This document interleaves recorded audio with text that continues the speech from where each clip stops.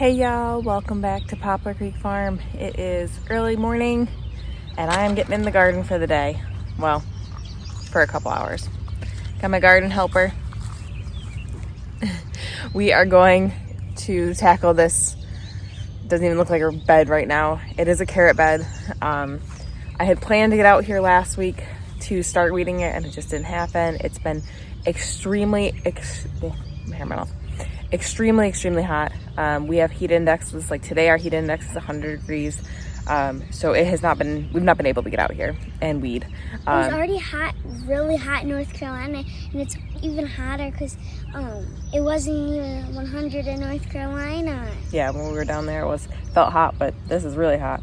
But we're gonna go ahead and start weeding this bed. This bed's probably gonna take me a couple days because it is just so bad, but also I can't be out here for super long. But I wanted to bring you guys along for our weeding. You just look so cute. Got my coffee. Let's get weeding and chat. This carrot bed I had to re-sow. I had sowed it initially back in April and then really nothing came up. I was weeding it and I was like, there's like no carrots. Why am I weeding this? So I went ahead and reset the bed and re-sowed it with carrots, and a lot more have come up this time. There's definitely a lot more carrots, but there's also a lot more weeds. So I need to stay on top of weeding this. I need to get on top of it and then stay on top of it. Well, it's because you weeded it, but you didn't pull the whole roots out. So. Yeah, I know. I just tilled it in when I did it. So yeah, we need to get on top of this bed so we can stay on top of it. It'll make it much easier. That's not lavender. Man, it's so pretty there. It's a pretty weed, but it's a weed.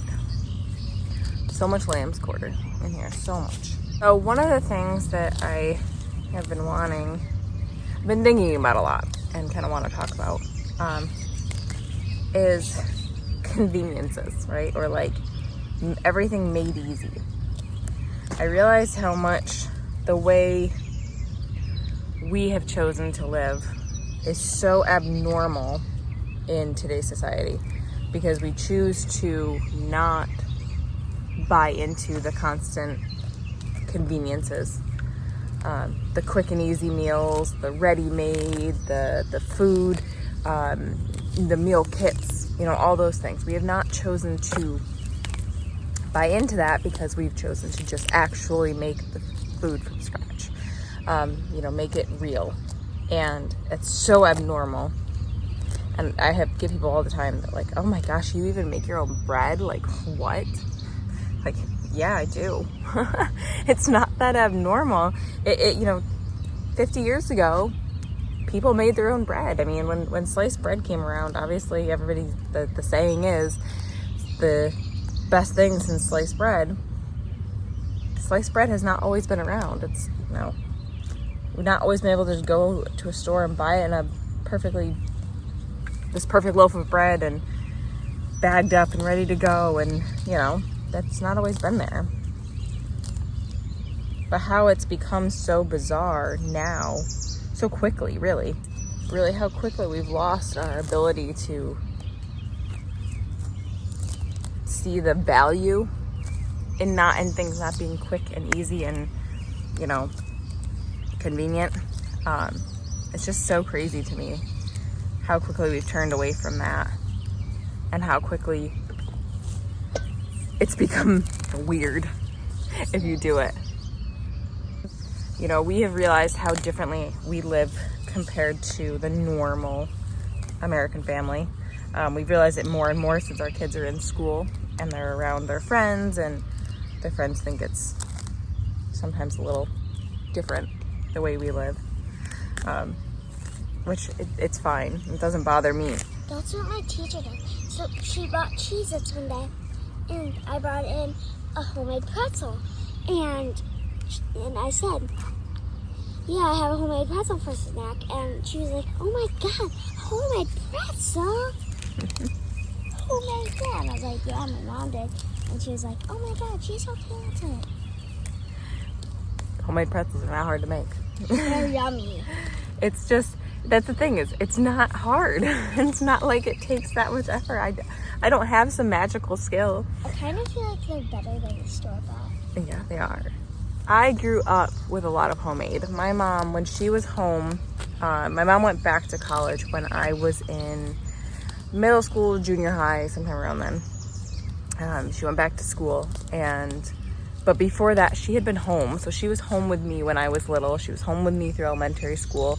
And so she made a lot of homemade, and like for holidays, she always made homemade rolls and homemade cookies and snacks and different things. And she would do homemade applesauce and spaghetti sauce. She never canned it. She did freezer, sauce and stuff, but it was still homemade.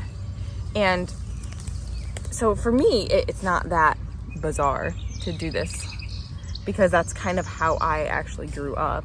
But for most people didn't grow up with that. A lot of people grew up with everything came because it was the time of convenience, and the, oh look, I can save you, from having to make this dinner, and here's a TV dinner, and here's you just throw in meat, hamburger helper, or you just throw in this, or you just add this one ingredient to this box, or it's frozen and it's easy, yada yada, throw it in the microwave.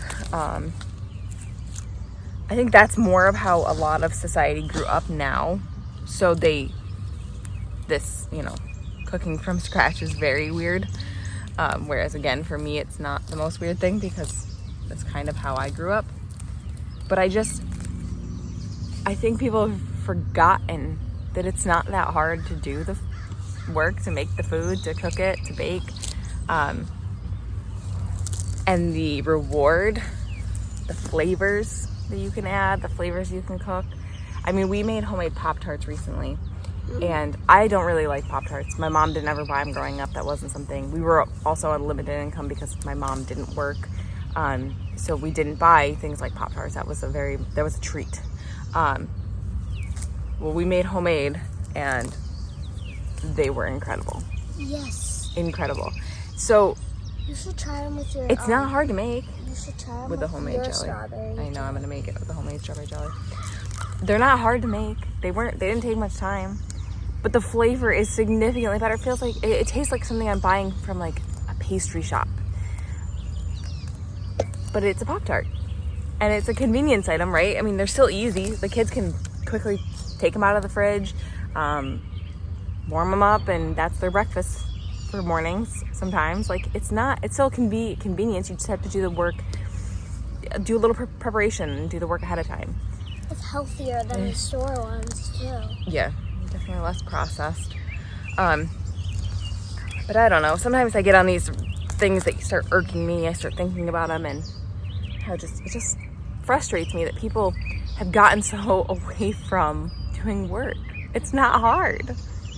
And yes, I understand that I have more time than a parent who works full-time. I get it. I don't work full-time. I work per diem. I have a very flexible schedule. I'm very lucky in that. But set aside a little bit of time for food prep.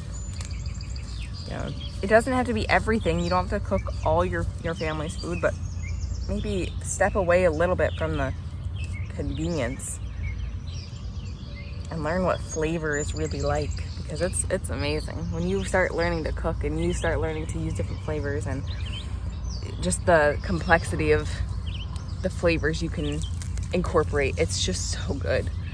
It's just so good. In my opinion, everybody should cook, because it's so much healthier when you cook than when you buy store-bought stuff. Yeah.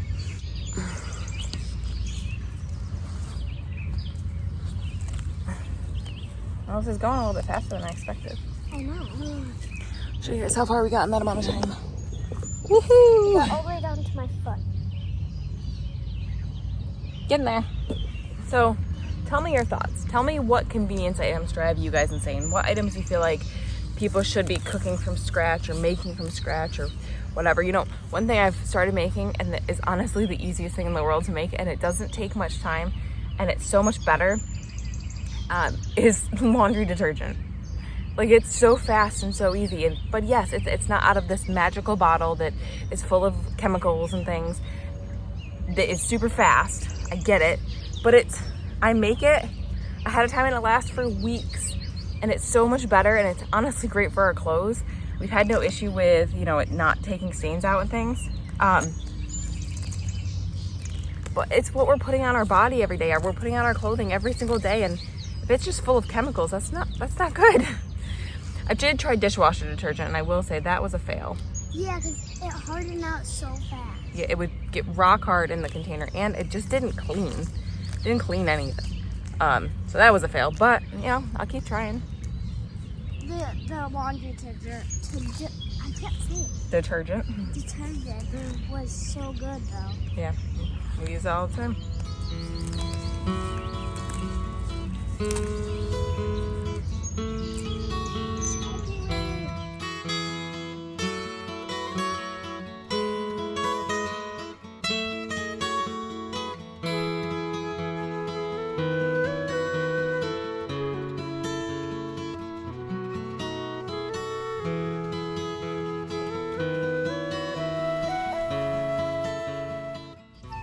Have you guys noticed by you that the bugs are 1,000 times worse than usual? Like, so much worse than usual. Bugs are all up in our face all the time right now. We had a very mild winter this year, and I think that's the reason the bugs are so bad, but it's like ridiculous. Like, they are, oh, so obnoxious. Anyways, one of the things that I think irks me with the lack of and the kind of the reliance on conveniences and the lack of understanding and appreciation for food and things is the lack of understanding what we're putting in our bodies matters.